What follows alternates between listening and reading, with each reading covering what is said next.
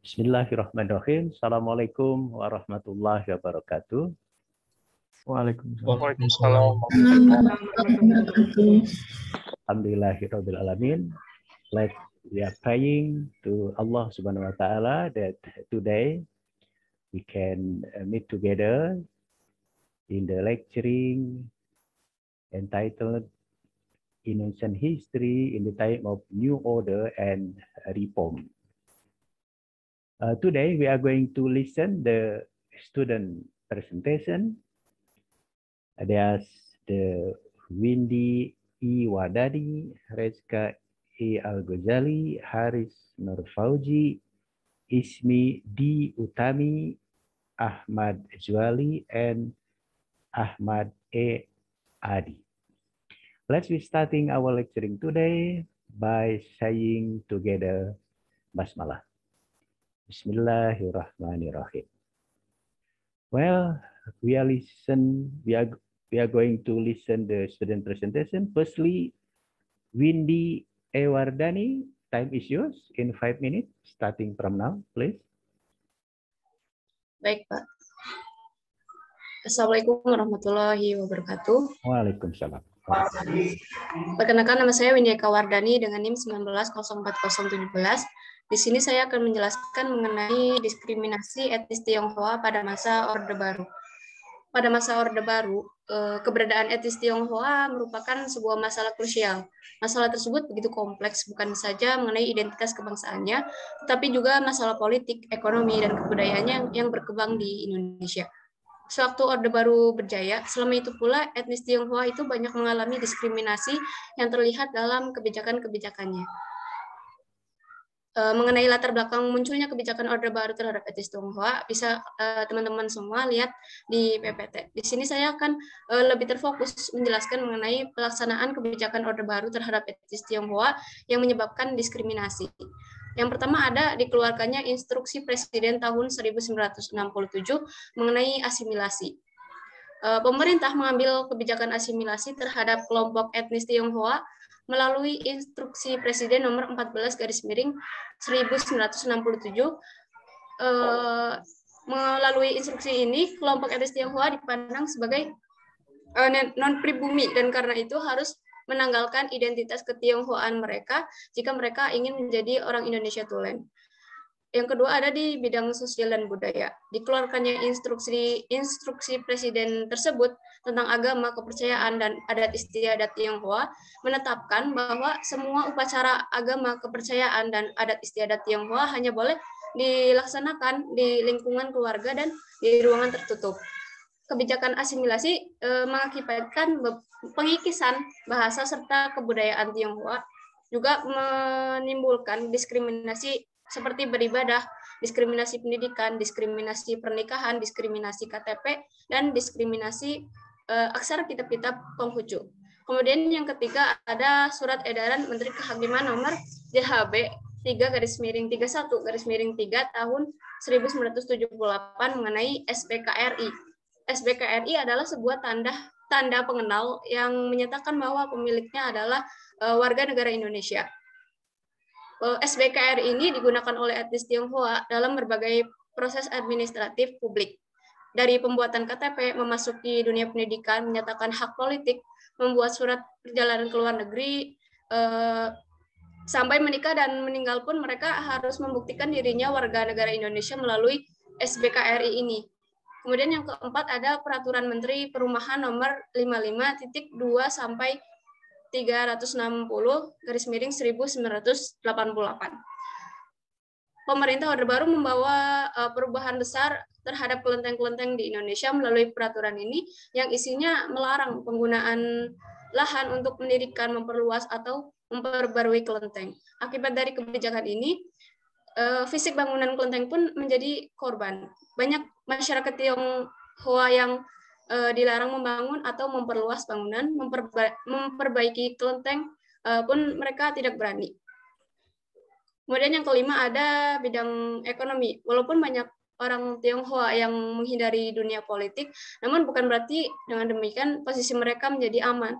Seringkali mereka ditimpakan kesalahan, khususnya masalah atas ekonomi, kesulitan ekonomi.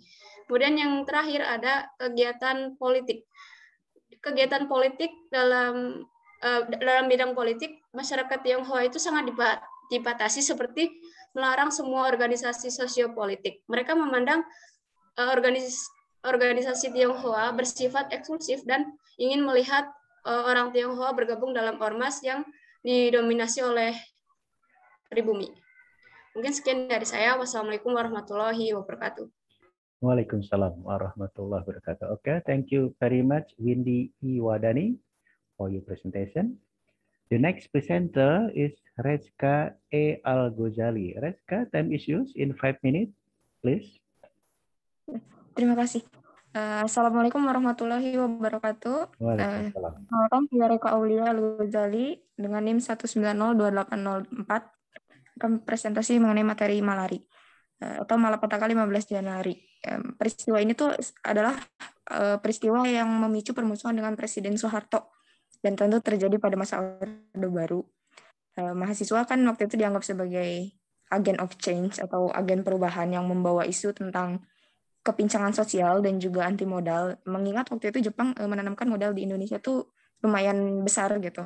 Nah, dengan melihat isu-isu sosial ini, mahasiswa mulai mengalami keresahan-keresahan sehingga mendorong untuk melakukan aksi demonstrasi. Aksi ini tuh sebenarnya udah terjadi sejak tahun 1973, tapi waktu itu masih disebut sebagai peristiwa ribut-ribut di Monas, karena belum terlalu panas dan belum terlalu besar gitu peristiwanya, cuman ada aksi demo-demo kecil gitu. Tapi ternyata kondisi yang dianggap tidak terlalu panas itu tidak berlangsung lama gitu, karena semakin lama semakin tidak terbendung lagi. Dan waktu itu mahasiswa Universitas Indonesia mengadakan pertemuan. Pertemuan ini tuh membahas tentang petisi 24 Oktober yang isinya itu menilai tentang pembangunan dan kebijakan penanaman modal asing di Indonesia. Tapi tidak cuma itu yang dibahas, di pertemuan itu juga membahas tentang kepincangan dalam pembagian hasil pembangunan. Kemudian situasi itu kan menjadi sangat tidak kondusif gitu, dan kekecewaan mahasiswa pun muncul karena gagal dalam menyampaikan aspirasinya kepada presiden ya. Nah, untuk melampiaskan kekecewaan ini, mahasiswa menyebarkan pamflet dan menuntut Tritura. Kemudian juga mahasiswa mengadakan sambutan demonstrasi kepada Perdana Menteri Jepang, Tanaka Kakusei, yang waktu itu datang ke Indonesia pada tanggal 14 Januari 1974. Nah, kemudian pada tanggal 15 Januari 1974-nya, itu terjadi demo besar. Sejak jam 3 pagi itu mahasiswa dari berbagai daerah itu sudah berkumpul di lapangan Monas dan halaman kampus UI. Mereka mengadakan long march dan juga terjadi pengerusakan yang dilakukan oleh mahasiswa. Tujuan mereka sudah jelas bahwa mereka menuntut Tritura dan ingin bertemu dengan Presiden Soeharto, juga Perdana Menteri Tanaka. Karena aksi demonstrasinya itu semakin tidak terkendali, kemudian Jenderal Sumitro tuh turun itu menemui massa untuk menenangkan aksinya ini, cuman ditolak dan malah makin tidak terkendali gitu. Karena kerusuhan ini semakin melebar dengan aksi gabungan dari mahasiswa dari berbagai daerah, kan juga ada masyarakat yang ikut. Nah, aksi ini tuh masih berlanjut sampai keesokan harinya. Nah, kemudian pada tanggal 16 Januari 1974 itu ada kebijakan tentang larangan berkumpul lebih dari 5 orang dan adanya jam malam, diberlakukan jam malam. Cuman tidak efektif sehingga kebijakan ini dicabut pada tanggal 21 Januari 1974. Nah, menurut data yang ada di majalah Tempo, korban jiwa dari peristiwa malari ini ada 11 orang meninggal, 17 luka berat, dan 120 luka ringan. Kemudian ada kerugian material yang dialami, yaitu ada 807 mobil, 197 sepeda motor, dan 144 gedung yang dirusak. Mungkin sekian. Wassalamualaikum warahmatullahi wabarakatuh. Waalaikumsalam warahmatullahi wabarakatuh. Okay, thank you very much, Rezka E. Al-Ghazali. Your presentation just 3 minutes, I think. Good idea. Okay, the next presenter is Hari Nur Faiji. Hari, your presentation is just 5 minutes. Time is yours, starting from... Ya, terima kasih banyak atas izinnya, Pak.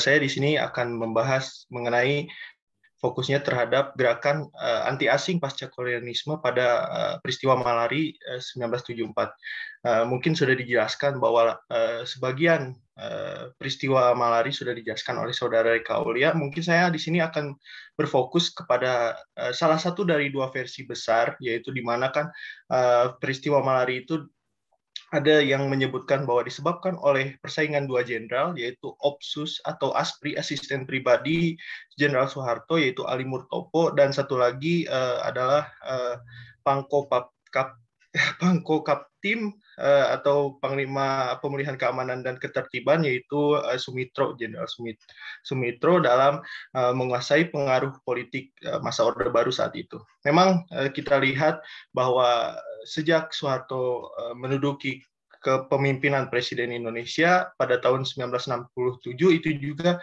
pada tahun yang sama disahkan penanaman gerakan Undang-Undang tentang penanaman modal asing nomor 1 tahun 1967 yang membuka peluang bagi negara-negara di luar dari Indonesia tentunya untuk menanamkan modal sebesar-besarnya. Termasuk dalam hal ini adalah Jepang, di mana menurut Harold Crouch ini menyatakan bahwa sejak tahun 1973 sendiri memang Jepang itu menjadi salah satu investor terbesar di Indonesia hingga mencapai 524 miliar juta US dollar. Nah, di sini akibatnya apa? Dengan investasi yang sangat besar tersebut, Jepang bisa dibilang menurut Hariman Siregar, salah satu ketua Dewan Mahasiswa UI yang turut dalam peristiwa Malari 1974 tersebut, mengatakan bahwa seluruh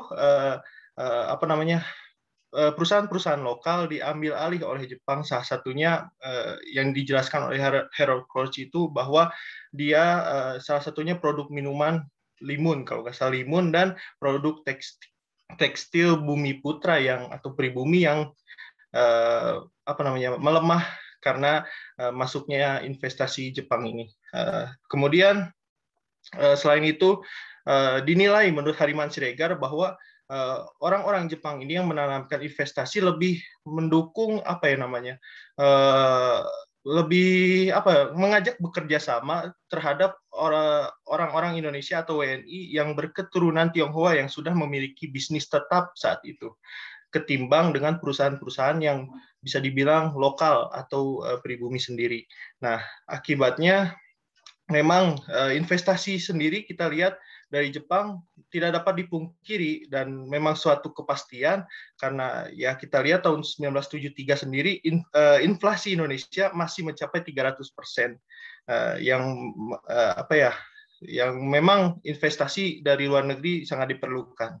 Nah, akibat akumulasi ini, akumulasi ketidaksukaan terhadap investor Jepang yang pesat ini, akhirnya mahasiswa itu mulai membahas tentang untuk mengkritik tentang ekonomi Indonesia saat itu yang dipenuhi apa-apa oleh produk Jepang, elektronik Jepang, mobil Jepang, bahkan katanya salah satu Wisma Nusantara namanya itu diganti oleh salah satu nama produk Jepang.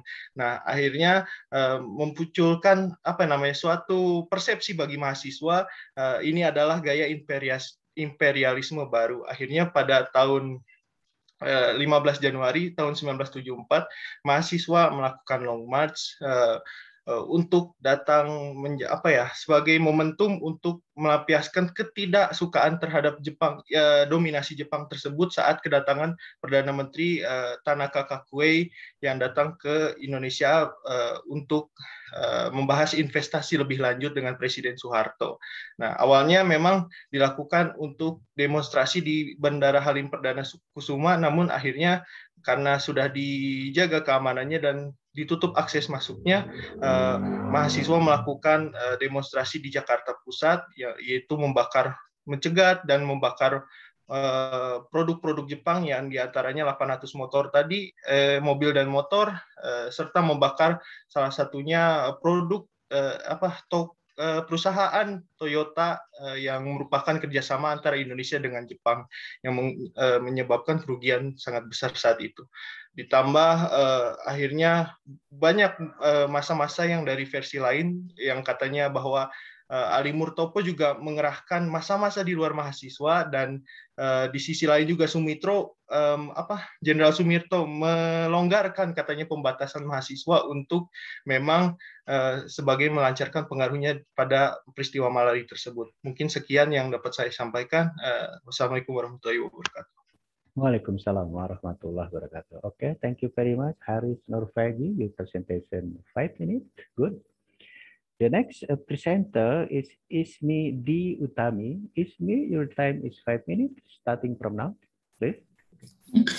Assalamualaikum warahmatullahi wabarakatuh. Waalaikumsalam warahmatullahi wabarakatuh. Saya Ismi Dewi Utami akan mempresentasikan mengenai fusi partai politik dan pengendalian politik nasional.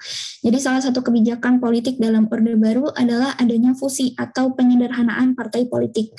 Nah, penyederhanaan atau fusi partai politik ini dilatar belakangi oleh 3 hal. Yang pertama adalah dengan adanya ketetapan MPRS nomor 22 tahun 1966 tentang kepartaian, keormasan, dan juga kekaryaan, di mana di dalam TAP MPRS tersebut juga disertakan adanya amanat untuk penyederhanaan partai. Yang kedua adalah adanya rekomendasi dari ABRI kepada kabinet saat itu untuk menyederhanakan partai politik berdasarkan golongan masyarakat. Ada golongan agama, ada golongan nasionalis, juga ada golongan yang kekaryaan gitu. Namun fusi partai politik ini belum bisa diimplementasikan pada pemilu tahun 1971 karena ketika itu Presiden Soeharto masih menimbang-nimbang untuk penyederhanaan partai politik. Namun hasil pemilu di tahun 1971, di mana Partai Golongan Karya sebagai pemenang dalam pemilu di tahun tersebut, Presiden Soeharto akhirnya merenungi kembali isi dari ketetapan MPRS tersebut dan juga rekomendasi dari ABRI, dan kemudian beliau juga merenungi bahwa dengan penyederhanaan partai politik, pemerintah Orde Baru juga dapat lebih mudah untuk menstabilkan politik nasional, juga untuk mengurangi adanya gesekan antar partai politik, serta mengurangi partai politik yang akan bersaing dengan Golkar di periode pemilu selanjutnya. Selanjutnya, fusi partai politik ini yang pada mulanya pada tahun 1971 ini terdiri dari 10 partai politik, disederhanakan menjadi 3 partai politik saja. Yang pertama adalah Partai Persatuan Pembangunan, yang merupakan gabungan dari partai-partai yang berideologi spiritual, yang berlandaskan agama. Yang kedua adalah Partai Demokrasi Indonesia, yang berlandaskan nasionalis, dan juga yang ketiga adalah Golongan Karya. Nah, kemudian dalam penyatuan atau fusi partai politik ini sebenarnya bagi pemerintah Orde Baru mungkin memudahkan untuk mengendalikan politik nasional, juga untuk mengurangi gesekan antar partai politik. Namun sebenarnya di dalam partai-partai yang sudah disederhanakan atau sudah jadi fusi tersebut, sudah difusikan, terjadi kendala-kendala gitu. Kendala ini karena ya tadinya setiap partai itu kan memiliki ideologi yang berbeda-beda, kemudian menjadi satu kesatuan partai gitu. Itu menjadi kendala yang sebenarnya pemerintah juga tidak mengevaluasi ketika itu. Karena pemerintah Orde Baru saat itu hanya berfokus untuk mengurangi konflik partai politik untuk pemilihan di tahun 1977. Sekian presentasi dari saya. Wassalamualaikum warahmatullahi wabarakatuh. Waalaikumsalam warahmatullahi wabarakatuh. Okay, thank you very much, Ismi D. Utami. Your presentation just 3 minutes. Good idea. The next presenter is Ahmad Juali. Ahmad Juali, your presentation is 5 minutes. Yeah. Is yours, starting from now, please. Ya, baik, sebelumnya Assalamualaikum warahmatullahi wabarakatuh. Waalaikumsalam. Perkenalkan, saya Ahmad Juali dengan NIM 1908914. Nah, pada kesempatan kali ini saya akan mempresentasikan pembahasan saya mengenai sejarah perkembangan musik pada masa Orde Baru. Seperti yang sudah kita ketahui gitu ya, pada masa Orde Lama, bentuk kebudayaan Barat ini sempat dicekal gitu oleh Presiden Soekarno. Nah, salah satunya adalah musik-musik yang cenderung ke barat-baratan gitu. Nah, yang kemudian pada awal tahun 1963 larangan akan budaya Barat ini dikuatkan lagi melalui penetapan Presiden nomor 11 tahun 63 gitu yang melarang peredaran musik Barat. Nah, Kemudian kondisi ini pun perlahan mulai mengalami perubahan setelah peristiwa G30S PKI. Nah, yang di mana kekuatan komunis mulai berkurang setelah pada tanggal 1 Oktober 1965 dinyatakan sebagai partai terlarang. Nah, ketika ABRI memulai operasi-operasi penangkapan tokoh-tokoh serta anggota PKI, ABRI ini pun memerlukan bantuan rakyat gitu untuk bersinergi dengan rakyat tentunya. Nah, salah satu media yang digunakan untuk melakukan integrasi dengan rakyat ini adalah melalui musik gitu. Nah, tindakan ini dilakukan ABRI melalui Direktur Jenderal Siaran Angkatan Bersenjata Brigadir Jenderal Sugandi pada saat itu. Kemudian ABRI ini mengadakan berbagai pertunjukan musik yang saat itu dikenal dengan nama Panggung Prajurit yang dikoordinasikan oleh BKS Kostrad tadi. Nah, ABRI melihat musisi dan penyanyi ini sebagai alat revolusi yang harus berpolitik gitu. Nah, sebetulnya jika melihat pada ABRI dan musisi ini saling memerlukan satu sama lain gitu untuk kepentingan masing-masing tentunya. Nah, musisi memerlukan ABRI untuk mengungkapkan kebebasan berekspresinya yang terpendam selama masa Orde Lama, karena ABRI ini pada saat Orde Baru tidak mempermasalahkan musik Barat gitu. Nah, untuk lebih menegaskan bahwa ABRI ini tidak anti kebudayaan Barat, maka melalui BKS Kostrad tadi mengadakan serangkaian pertunjukan musik gitu yang pada pemerintahan Soekarno pada saat itu dilarang gitu. Nah, pada awalnya BKS Kostrad ini mengadakan pementasan musik keliling Indonesia dengan grup band asal Belanda ya The Blue Diamond. Nah, setelah memprogramkan Panggung Prajurit tadi, ABRI mulai melihat nilai strategis dari Televisi Republik Indonesia atau TVRI gitu. Nah, untuk menyebarluaskan proses pengintegrasian ABRI dan rakyat melalui hiburan musik. Kemudian Letnan Muda Udara Sunadi yang merupakan pengelola siaran ABRI di RRI pada saat itu memulai siaran ABRI pertama kali pada tanggal 10 November tahun 1966 yang diberi nama Variety Show yang pada tahun 67 ini namanya diganti menjadi Kameraria yang merupakan suatu acara musik yang diselingi dengan berita-berita ringan kegiatan ABRI. Nah, jika melihat pada fungsi musik sendiri, di mana musik tercipta karena ada pesan yang hendak disampaikan oleh pemusik, maka tidak salah jika muncul kritik lewat musik gitu. Nah, adapun yang dianggap mengancam atau mengkritik penguasa seperti pelarangan terhadap Rhoma Irama yang tampil di TVRI karena ikut aktif dalam kampanye Partai Persatuan Pembangunan, yang dimana P3 pada saat itu dianggap sebagai lawan politik partai pemerintahan, yaitu Golkar ya. Nah, kemudian ada Bimbo yang mengalami pelarangan untuk tampil di TVRI karena lagunya Tante Sun yang dianggap mengkritik gaya hidup ibu-ibu pejabat Indonesia gitu. Musisi lain yang pada masa Orde Baru dikenakan peringatan pemerintah atau pemanggilan oleh polisi karena kritikannya terhadap kondisi sosial dan pemerintahan yang sedang berkuasa. Salah satunya adalah Iwan Fals gitu ya, yang dan banyak lagi musisi yang menjadi penyambung lidah masyarakat kecil yang tertindas. Gitu. Mungkin sekian penyampaian dari saya. Mohon maaf apabila ada kesalahan. Wassalamualaikum warahmatullahi wabarakatuh. Waalaikumsalam warahmatullahi wabarakatuh. Okay, thank you very much, Ahmad Juali. Your presentation is 5 minutes. Good. The next presenter and the last presenter is the Ahmad A. Adi. Ahmad A. Adi, time issues in 5 minutes, please. Baik, Pak. Terima kasih. Assalamualaikum warahmatullahi wabarakatuh. Waalaikumsalam. Perkenalkan, nama saya Ahmad Adi dengan NIM 1903174. Nah, di sini saya akan menjelaskan mengenai pengaruh pemerintah Orde Baru terhadap perkembangan industri musik. Nah, pengaruh pemerintah Orde Baru itu salah satunya adalah pengawasan isi lirik dari lagu. Nah, pemerintah Orde Baru mengawasi isi lirik daripada musisi-musisi agar tidak ada lagu yang dianggap membahayakan atau menyinggung pemerintah.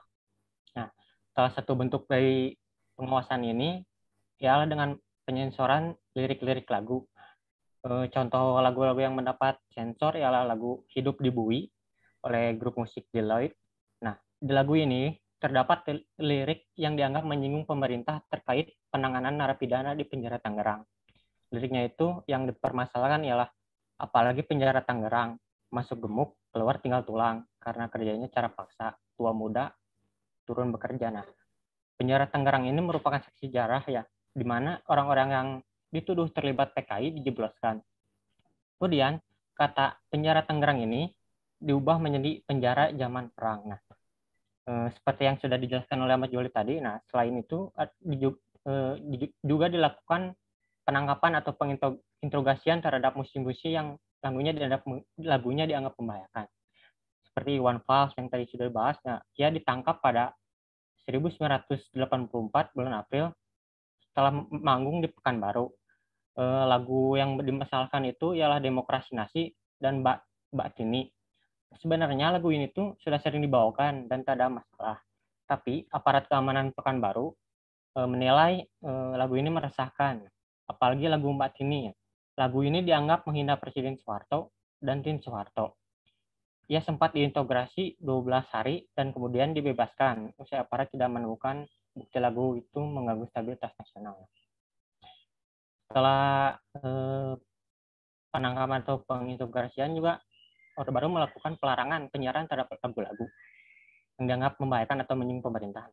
Lagu-lagu itu seperti Di Tepi Telaga Hancau dan sebuah lagu Jawa berjudul Noro Karyo Citaun Wasito Cokro Dipuro. Nah, lagu ini tuh tidak boleh diputar karena alasan berbau Hari Buruh 1 Mei pada tahun 1976. Setahun kemudian, tahun 1977, lagu Hak Asasi, Rupiah, dan Udang di Balik Batu juga dilarang tayang di televisi karena membeberkan masalah sosial. Sehingga menurut Departemen Penerangan dapat menghasut khalayak dan mengganggu stabilitas negara. Nah, pelarangan penyiaran pun terjadi ke musisi yang dianggap berseberangan dengan kepentingan politik Orde Baru. Seperti tadi yang sudah disebutkan Ahmad Juwali, Rhoma Irama, ya. Karena keterlibatannya menjadi juru kampanye P3 pada pemilu 1977, Rhoma dilarang tampil di RRI dan TVRI. Jadi boikot selama 11 tahun oleh pemerintah. Selanjutnya mengenai pelarang penyiaran, pada akhir tahun 80-an, ya, lagu Hati Yang Luka karya Betharia Sonata sangat populer di masyarakat. Mungkin orang-orang juga sudah mengenal ya, liriknya yang pulangkan saja aku pada ibuku. Nah, itu tuh pada masa itu tuh sempat dilarang gitu di Orde Baru karena dianggap lagu cengeng gitu. Lagu cengeng itu merujuk ke lagu-lagu pop Indonesia yang berirama mendayu-dayu. Nah, sebenarnya Hati Yang Luka itu tidak berbahaya ya kalau lirik lagunya tidak ada ujaran kebencian atau menyinggung pemerintah. Nah, tapi pemerintah itu berpenangan lainnya dalam acara HUT PRI ke-26 20 Agustus 1988, pemerintah Orde Baru melalui Menteri Penerangan Harmoko menegaskan yang mengatakan bahwa stop lagu-lagu seperti itu, lagu semacam itu. Pemerintah Orde Baru melalui Harmoko melarang penayangan lagu Hati Yang Luka dan sejenisnya. Ia pun memberi arahan kepada TVRI dan RRI untuk tidak menayangkan lagu cengeng. Menurutnya, lagu-lagu itu menghambat pembangunan nasional. Lagu yang cengeng dianggap tidak menumbuhkan semangat kerja. TVRI punya peran kunci untuk menumbuhkan semangat bekerja. Lagu-lagu itu tuh tidak akan membantu pembangunan apabila acara TVRI banyak diwarnai dengan lagu-lagu tersebut. Selanjutnya pada dekade 90-an, nah, pemerintah Orde Baru itu mewacanakan untuk menasionalisasikan musik dangdut ya. Hal ini karena musik dangdut pada periode tersebut perkembangannya sangat luar biasa ya, sangat populer. Nah, pewacanaan itu didukung dengan pemberian dukungan terhadap musik dangdut dengan pelarangan penyiaran terhadap musik-musik dangdut yang ditampilkan secara liriknya atau tampilannya secara seronok atau kurang sopan dari sisi tampilan atau lirik. Hari ini karena Orde Baru menginginkan musik yang baik sebagai representasi keindonesiaan itu sendiri. Nah, dukungan rezim Orde Baru untuk mewacanakan. Okay, Ahmad Adi, your time is over. Please unmute your microphone. Well, ladies and gentlemen, my student, we have listened about the student presentation. And please, starting from now, you make the brief comment for the WhatsApp group in order the time is effectively. And please ensure also when you write the brief comment in the WhatsApp group, you should write your name with the full name, particularly in the last name, okay? Should full name, not abbreviation in your name. Well, I think firstly, Bu Ying will make the comment, and please student who making presentation today should be consider what Ibu Ying comment, particularly maybe in your performance, in your presentation, and so on and so forth. Bu Ying, time is yours, please. Yes, thank you, Mr. Andi. Untuk penampilan kali ini di kelompok jadi kelompok. Barusan saya baru kuliah Indo Buddha Pak Andi, jadi masih ini ya penampilan yang sudah saya lihat dan dilihat PPT-nya. Yang pertama tadi saudari Windy ya di sini yang saya catat. Windy berbicara tentang etnis Tionghoa ya, diskriminasi terhadap etnis Tionghoa, dan memang sebetulnya di beberapa tayangan sebelumnya ada ya yang juga membahas tentang diskriminasi terhadap etnis Tionghoa di masa Orde Baru itu. Nah, tentu saja untuk masalah diskriminasi terhadap etnis Tionghoa di masa Orde Baru itu banyak sekali referensi yang bisa saudari Windy pakai, dan juga ternyata saya lihat di PPT Anda sudah mencantumkan beberapa karya dari Leo Suryadinata terkait tentang permasalahan atau diskriminasi yang dialami oleh etnis Tionghoa. Nah, di sini saya lihat PPT Windy yang menjadi catatan saya sudah dilengkapi dengan sumber, kemudian juga bagaimana memunculkan latar belakang itu dan kebijakan-kebijakannya dipaparkan.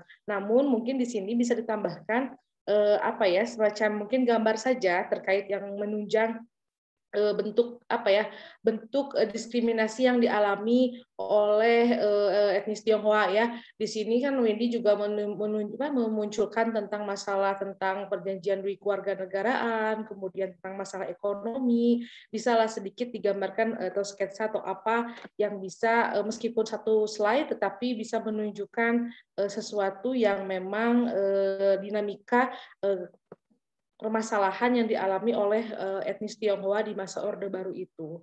Ya, untuk penampilannya tadi saat presentasi Saudara Windy sudah cukup baik ya, dengan memang mungkin cukup menguasai apa yang menjadi bahan kajian, namun masih terlihat memang terpaku pada teks yang ada di depan layar Saudara Windy. Itu untuk Windy. Berikutnya untuk Ismi ya. Ismi tadi dilengkapi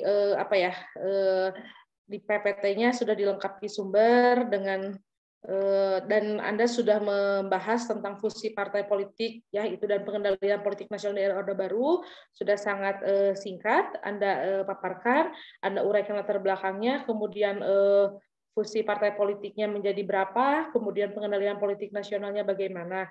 Namun tadi ketika presentasi ternyata saya pikir akan dilengkapi dengan informasi yang lain, ternyata saya samakan itu sesuai sekali dengan yang ada di PPT ya. Mungkin untuk Saudara Ismi harus banyak referensi lagi untuk membaca karena saya lihat Anda terpaku apa yang ada di dalam PowerPoint tersebut ya. Lalu berikutnya catatan saya terhadap Saudari Reka. Reka di sini sudah menggambarkan timeline ya, dan sedikit seperti ada sinema atau gambar yang saya lihat di dalam PowerPoint-nya menunjukkan tentang peristiwa malari ya Reka ya. Di sini PPT Saudara Reka ya sudah menunjukkan tentang timeline-nya ya. Tentang peristiwa seperti apa mulai dari 31 Desember di sini ya 1973 sampai 21 Januari 1974 ya. Namun mungkin yang harus ditambahkan di dalam PPT ini bukan hanya sekedar angka tahunnya saja, tetapi apa yang menjadi judul dari angka tahun itu ya, sehingga tidak hanya langsung pada penjelasan, misalnya 31 Desember 1973 sudah terjadi kerusuhan kecil yang dilakukan oleh mahasiswa di beberapa tempat. Artinya harus ada periodisasi yang jelas bahwa kejadian apa itu gitu ya. Jadi ada judulnya gitu, ada judulnya di dalam setiap timeline itu ya, sehingga kami atau yang membaca, apalagi yang awam membaca itu tahu apa yang dimaksud oleh Reka itu. Jadi seperti tidak ada judulnya. Kalau saya dengan Pak Andi yang baca mungkin paham ya, tetapi kalau orang yang umum membacanya tentang apa ini gitu ya, tiba-tiba tanggal segini bukan, tapi harus ada pengantar di setiap jeda di timeline tersebut untuk Reka ya. Nah ini apalagi ya tadi tambahannya. Oke, sudah dilengkapi sumber, meskipun di situ saya lihat sumber yang Reka cantumkan masih sangat sedikit ya, hanya 2 saja di situ saya lihat. Nah untuk penampilan Reka juga sudah cukup baik ya. Saya rasa dari semuanya hari ini lebih baik dari hari kemarin ya, cara bagaimana Anda berpresentasi ya. Mungkin nanti harus lebih menguasai karena referensi yang terbatas sehingga Anda semua terpaku kepada apa yang dicantumkan di dalam PowerPoint-nya. Itu untuk Reka. Kemudian berikutnya untuk Saudara Haris ya. Haris tadi di PPT-nya Anda dilengkapi dengan sumbernya ya, sudah ada meskipun memang belum banyak, di situ hanya saya lihat ada 3 sumber saja yang terkait dengan gerakan anti asing pasca kolonial ya di peristiwa Malari tersebut. Anda mencantumkan satu gambar yang mungkin menunjukkan semacam protes ya dari dari masyarakat, dan di sini yang saya lihat tayangan PPT Anda juga betul tadi kalau Reka pakai timeline itu tidak ada anak judulnya, kalau Haris benar-benar segala langsung dimasukkan tanpa menunjukkan apa itu yang menjadi poin-poin yang Anda ungkapkan di situ ya. Jadi saya tidak melihat Haris menunjukkan tentang kronologisnya tuh nggak nampak ya, karena saya lihat Haris langsung aja gitu dimasukkan tanpa ada anak judul, tanpa kronologis angka tahun yang jelas ya, itu kurang baik untuk PPT seperti itu. Namun untuk penampilan saya lihat Haris sudah seperti menguasai sehingga enak didengar ya tadi kalau yang saya rasa ya. Itu untuk Haris ya. Kemudian untuk Ahmad Juwali ya yang berbicara musik. Ternyata yang bicara musik ada 2 orang ya dengan nama yang sama. Yang satu Ahmad Juwali, yang satu Ahmad Afari Adi. Saya pikir ini kembar nama, kembar judulnya juga gitu ya. Janjian mungkin ya kalian. Cuman perbedaannya ya ada bahwa Anda memang menyoroti sesuatu hal yang sudut pandangnya ya berbeda gitu ya. Nah, tadi yang Ahmad Juwali tolong itu bukan berarti PPT Anda tidak bagus. Anda munculkan tokoh-tokoh musik ya yang ada yang ada pada zamannya gitu ya.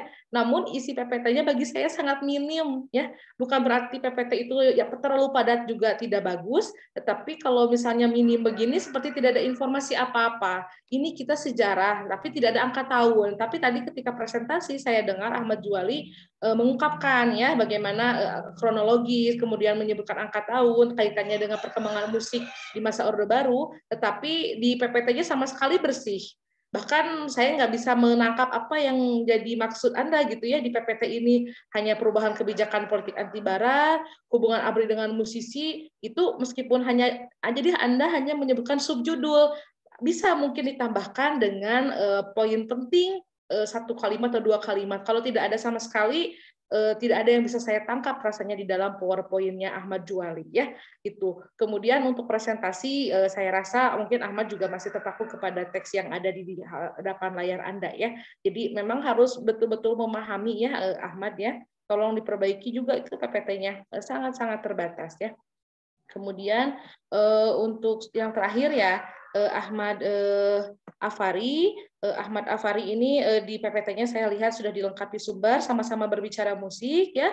Saya lihat cukup cukup efisien ya untuk efektif juga untuk PPT-nya. Anda di sini membuat semacam peta konsep ya, bagaimana pengaruh pemerintah Orde Baru terhadap industri musik ya.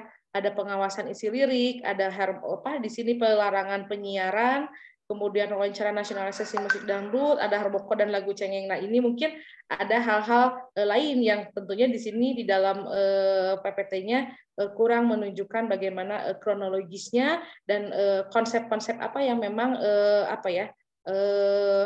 penting gitu yang harus ditambahkan di dalam pengaruh pemerintah terhadap industri musik di Indonesia pada saat itu. Dan untuk penampilannya sama mungkin dengan yang lainnya, perlu tadi Ahmad Afari seperti sudah mungkin senang ya dengan mengamati musik, jadi nampak seolah-olah tahu tentang itu ya. Itu saja mungkin Pandi masukan dari saya. Selebihnya mungkin ya lebih kepada presentasi saja yang harus lebih menguasai. Itu saja. Terima kasih. Okay, thank you very much, Bu Iing, for your comment. Dear student, I think what Ibu Iing said, what Ibu Iing suggestion and recommendation should be what is text care. I think it is very important because not only your presentation, but also it is related to your what is poor people in making poor people, okay, for the last semester. Okay, I would like to make the comment also and a lot of questions to each presenter. Firstly, Windy E. Wadani. Windy, hello. Did you listen my voice? Okay. Okay, as Ibu said, your reference is enough. You said about the Leo Suryadinata, Charles Chopper, and so on and so forth. But please answer should be added the information. Maybe if you talk about the Chinese ethnic in Indonesia, please refer to the Ong Hok Ham books and Mona Lohanda books. I think there's the scholars of Chinese and expert in the history of China in Indonesia. Okay. But in your presentation, I think it is not yet clear, particularly in the discrimination. What kind of discrimination in politics, in economy, in religion, and so not yet clear. For example, and your presentation likes the political situation or policy toward the Chinese ethnic in the post-New Order, in the Gus Dur president era, not in the new time and New Order. So because of that, please ensure that your topic related to the policy of government of New Order in the time of New Order, not in the post-New Order, for example, in Gus Dur era. Because of that, I would like to ask to you, for example, when the discrimination that, for example, China makes the discrimination, made discrimination by a New Order, particularly in politics, in economy, and social and religion. Windy, please make the short explanation where the kind of discrimination about the China in the time of New Order, not in the time of what is your perspective in the post-New Order, in the reform era, but in the time of New Order. What kind of discrimination? Because there's no discrimination. In economy, okay. In politics, maybe there's no good relation with the China government. I think it is as the political consequence. Because of that, there's no political relationship between Indonesia and China. In economy, it's good. There's no problem. In religion, because the government of New Order just consider the religion Islam, Catholic, Protestant, Hindu, Buddha.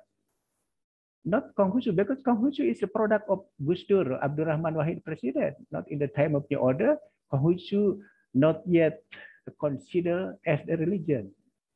He such as the belief or kepercayaan in Indonesia, because of that, not recognized as the official religion in Indonesia. So I think, please answer, Widi, in your people, you should be analysis about the discrimination of Chinese ethnic in the time of new order, not in the time of post-new order or in the reform era. Okay? Do you understand, Widi? Or you will make the short comment, please? Mungkin sepaham saya ya Pak, kapan dan jenis diskriminasi apa dari pemerintah Orde Baru di politik, ekonomi, dan religi? Mungkin saya akan menjawab yang religi saja. Okay. Diskriminasi di bidang religi itu terjadi pada tahun 1988, di mana melalui Peraturan Menteri Perumahan Nomor 55.2 Strip 360 garis miring 1988. Okay, Widi. Do you understand my question, my statement? In the time of new order, the official religion recognized by new order government just for Islam, Christian, Catholic, Hindu, Buddha. Konghucu is product of Abdul Rahman. Konghucu categorized as the belief, categorized as the kepercayaan. So please answer that there are no discrimination because Konghucu still not yet recognized as the official religion. Belum diakui sebagai agama resmi. Okay, so you should be aware in your analysis. Konghucu become the official religion in the time of reform era, Gus Dur era, not in the time of the order. Because of that, there is no discrimination. Okay, please, in your people, you should answer that your analysis, it is in the time of new order era, not in the reform era. Please not make the judgment in analysis and comparison between the time of reform era and the time of new order. Okay, it is my suggestion for you. If your people is should be good and comprehensively. Okay, for Reska Al-Ghazali, I think as being mentioned, your reference is okay. You mentioned about the Arifin book, but please also should be added the information. For example, if you are talking about the Malari event in 1974, please use the biography book. Maybe you should be used about the Hariman Siregar biography book as the leaders of students in the time of Malari event. You should read about the Sumitro book, Ali Murtopo's biography book, President Soeharto biography book, and so on and so forth. In order you understand what really happened in the time of Malari event. For example, you didn't mention about the rivalry or competition between the General Sumitro and Lieutenant General Ali Murtopo. It is very important in the time of Malari event 1974. And you also mentioned that the foreign capital or foreign investment, it is become the criticized by the student. Okay, my question to you is why student currently or student now there's no movement to criticize the foreign investment? Reska, if you said in the time of Malari, the student criticized the government related to the foreign investment, but why today, currently, students silent, not criticize the government related to the foreign investment, modal asing, modal asing, students silent. Why, according to your opinion, Reska? Hello, Reska, did you understand my question? Reska, hello? Do you listen my voice? Iya, Bapak. Okay, what your opinion? Mungkin kalau menurut saya, kenapa sekarang tidak ada pergerakan seperti dulu? Mungkin karena dulu itu masih ada rasa, kan dulu kita pernah dijajah oleh Jepang gitu, jadi kayak ada rasa anti Jepangnya tuh semakin masih membara gitu. Kalau sekarang mungkin karena kita sudah berdamai gitu, jadi jadi nggak apa-apa gitu, mungkin seperti itu. Your answer is maybe yes, maybe no. Okay. Okay. The last question. Why the Malari movement become failure, not succeed? Why the student movement in Malari 1974 become the failure, not succeed, according to your opinion? That's good. Comparing, for example, with the student movement in Thailand, in Bangkok, because the student movement in Bangkok, in which the Tanaka raped in the Bangkok, the Prime Minister of Thailand collapsed, stepped down. But in Indonesia, President Soeharto stepped down, and student movement be suppressed by the government. So why the Malari event, the student movement in Malari event failure, not succeed, according to your opinion? Mungkin pertanyaan Bapak bisa jadi buat saya lebih membaca, Pak. Okay, you have read the Arifin books, right? But it is so that you're not yet fully reading the Arifin book and other standards book. Okay, please you read the standard book and also others what is sources related to your topic. Okay. Okay, Richa. And next, Haris Norfaji, similar with Richa. Your book also okay, your reference okay, but please, similar with Richa, add with the biography book, okay, Hariman Siregar's book, Soeharto book, Sumitro's book, Ali Murtopo book, and others, in order you understand about what will happen in the Malari 1974 event. Okay, you mentioned about the Hariman Siregar opinion. My question is, have you read about the Hariman Siregar biography, Haris? Kalau saya baca mengenai Hariman Siregar itu ada di salah satu jurnal yang membahas peristiwa Malari, Pak. Okay, my question is, it is based on Hariman Siregar opinion ourselves or based on another person, another author? Ya, jadi dari Hariman Siregarnya langsung, yang saya ingat tuh bahwa dia menyatakan bahwa dalam apa-apa produk Jepang.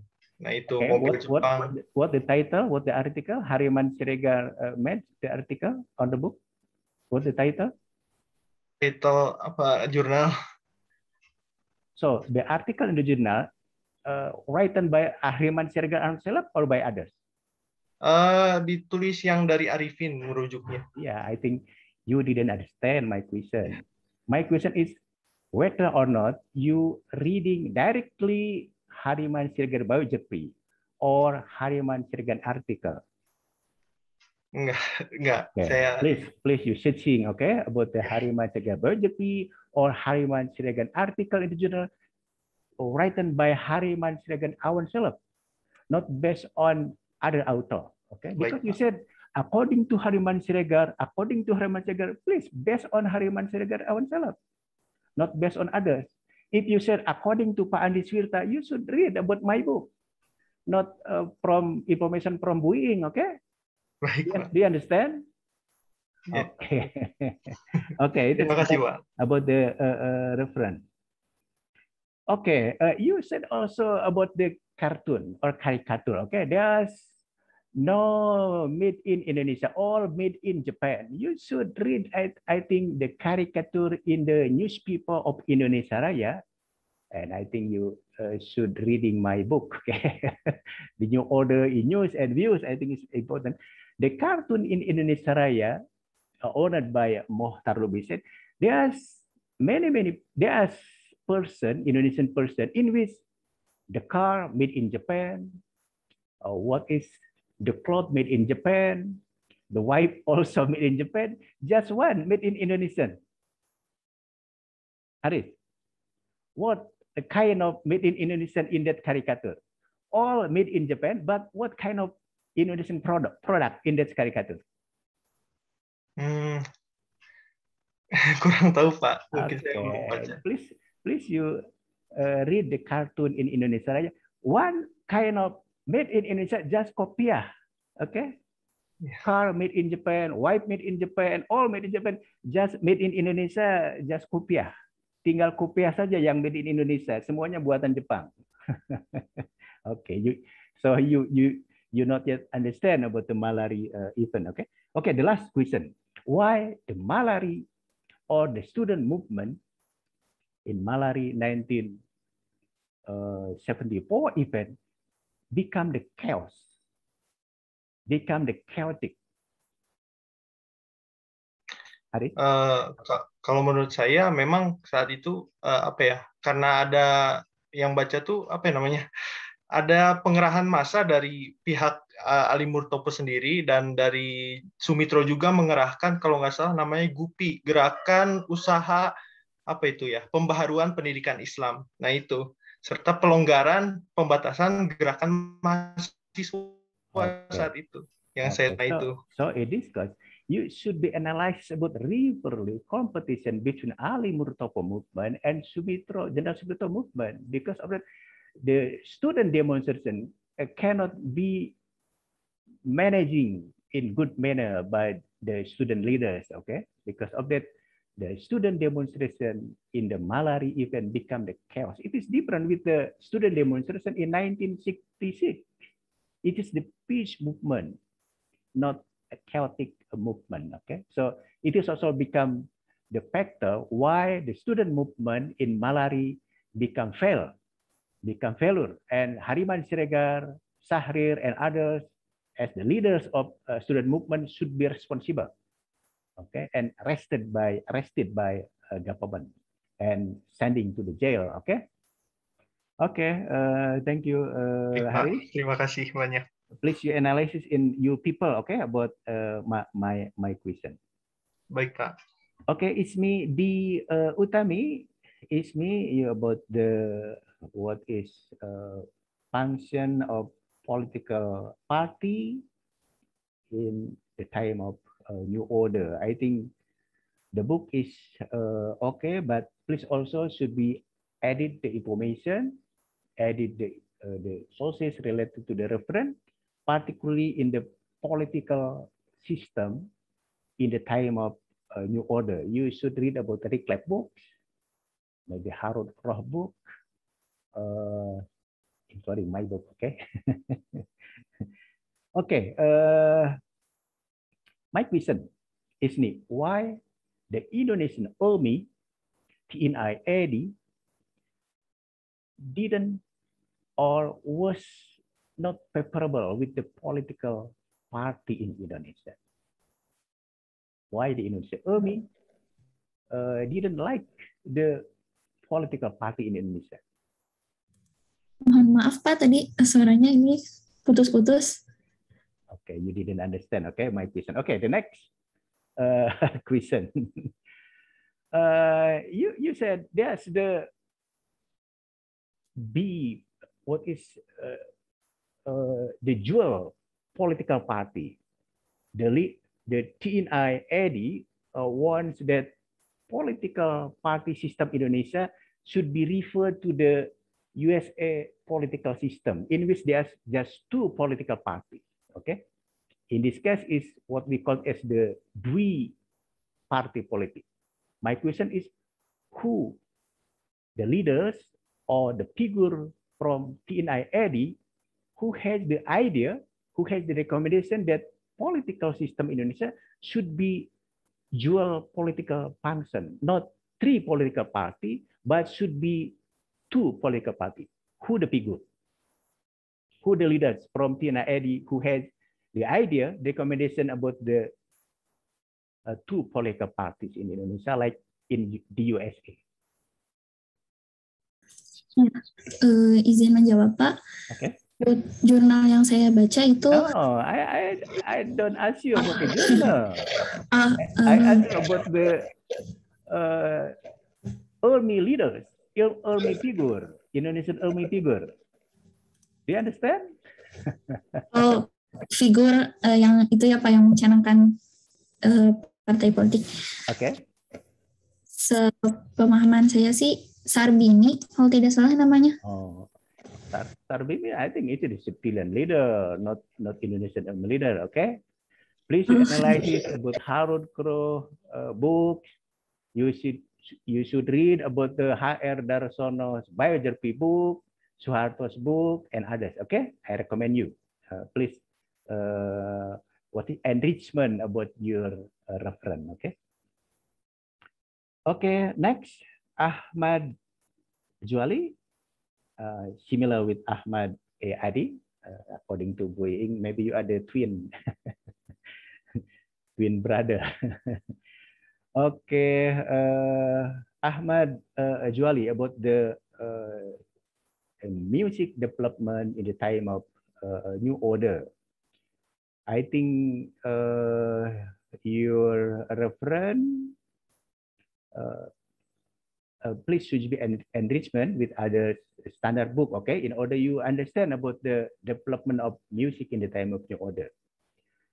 Okay, my question is, please tell me that Indonesian Army collaborate with the musician, with the Indonesian musician in the time of New Order. Give me an example that Indonesian Army collaborate with the musician. This is the first question. The second is, why the song of Genjer Genjer finally prohibited by the New Order government? Do you know this song or sing Genjer Genjer? Jer genjer ning kedoan pating keleler. Maybe you are the millennial generation. Okay, so why the song of Genjer Genjer finally prohibited by the New Order government? Okay, Ahmad, please. Ya, izin menjawab untuk pertanyaan yang pertama ya Pak, mengenai bagaimana kolaborasi antara ABRI dengan musisi. Okay. Salah satunya adalah dengan tadi yang di TVRI gitu ya, ada Eli Kasim ataupun Ernie Johan gitu yang saya ketahui selalu tampil di acara Kameraria gitu Pak. Okay. Lalu ya untuk pertanyaan kedua, mengapa Genjer-Genjer dilarang pada masa Orde Baru? Seperti yang sudah tadi saya jelaskan di awal bahwa Orde Baru ini sangat anti dengan komunis gitu, di mana Genjer-Genjer ini merupakan bisa dibilang lagunya komunis gitu pada saat itu. Mungkin itu yang dapat saya sampaikan. Okay, Ahmad, do you know the content about the Genjer-Genjer song? I think it is not communist song. Genjer-Genjer is information about how the farmer in the village cultivate the Genjer. Do you know Genjer? Like kangkung. So it is not communist song. I think the content, okay? If you analyze about the content, jer genjer ning kedoan pating keleler, genjer diselokan pating berkeleler itu bergeletak. I think it is not about the communist songs. You should be understand, okay?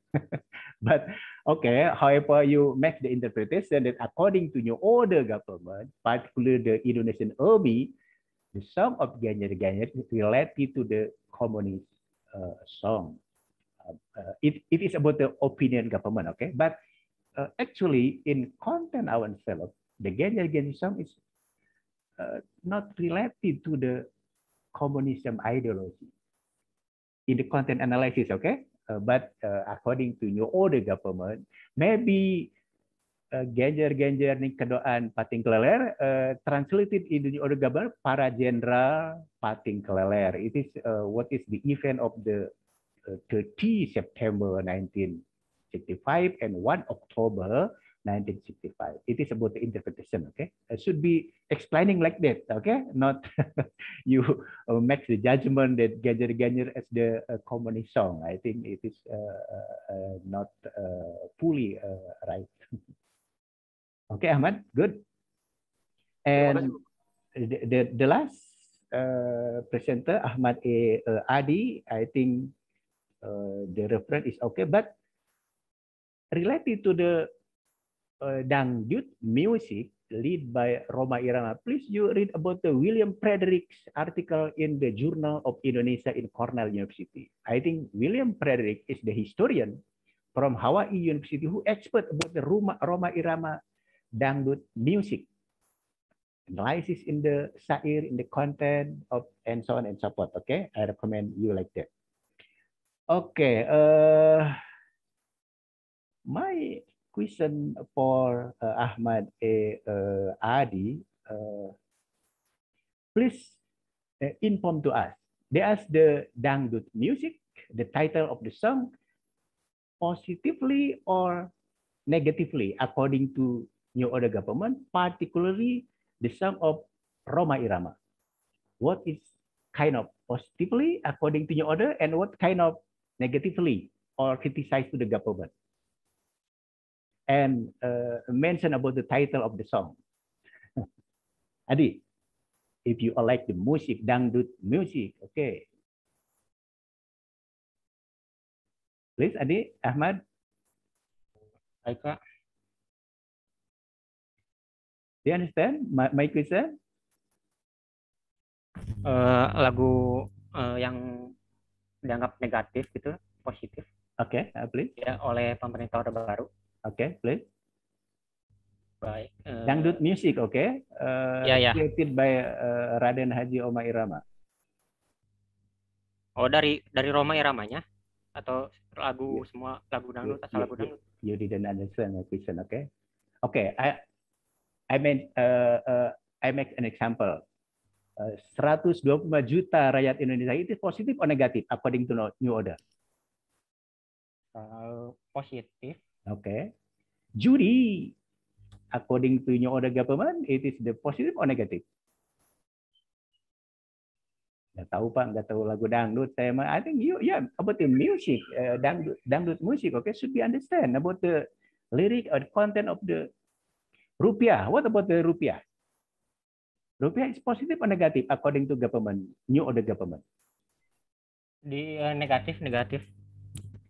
Where the kind of that this song is negatively, because rupiah, I think what is explained about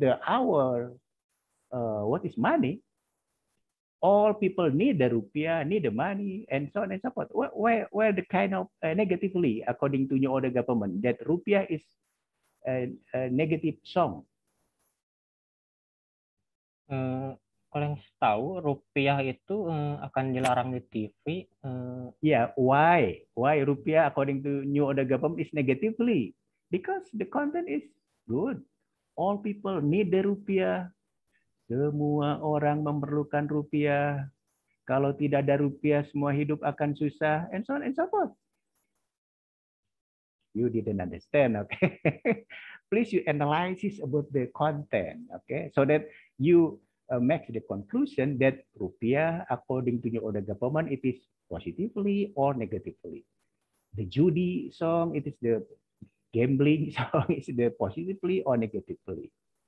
Begadang is the positively or negatively. What else? And so on and so forth. Okay, it should be analysis about. Because of that, I recommend you please read about the William Frederick article, or I think maybe also William Frederick book related to Rhoma Irama dangdut music. Do you understand, Ahmad Adi? Baik, Pak. Okay. Okay. About the Iwan Fals song, what the title prohibited by New Order government? I think you not yet mentioned one of the critical song from Iwan Fals. What is not allowed by the New Order government because it is the negatively or bad song for the New Order government. What the title? Tadi Mbak Tini sama Nasi Demokrasi. Please mention other title. Okay, you didn't understand also about Iwan Fals. Bento, and so on and so forth. Okay, please you analyze about Iwan Fals music, and should be understand because your topic, your title about the music in the time of New Order government. Okay, please enrichment your reference in order you understand about the development of music or the effect of what is the policy of new order government toward the music development in Indonesia. Okay, Ahmad Adi, I think you should reading more book, article in the journal, because your topic related to the development or the policy of new order government toward the music development in Indonesia. Well, ladies and gentlemen, my student, I think it is also my comment related to the student presentation. I think we have what is lecture 1 hour and more, and let's ending our lecture today by saying together, Hamdalah. Alhamdulillahirabbil alamin. Thank you very much for your attention, and we will meet again in the next week. And as I have mentioned earlier, that in the next week we will conduct the what is mid-semester examination. Okay, I will inform the mid-semester examination in the WhatsApp group. Please ensure that what is you are ready to face the UTS or the mid-semester examination. Thank you very much. See you again in the next week. Assalamualaikum warahmatullahi wabarakatuh. Waalaikumsalam warahmatullahi wabarakatuh. Terima kasih Bapak. Terima kasih Pak. You're welcome. You can leave from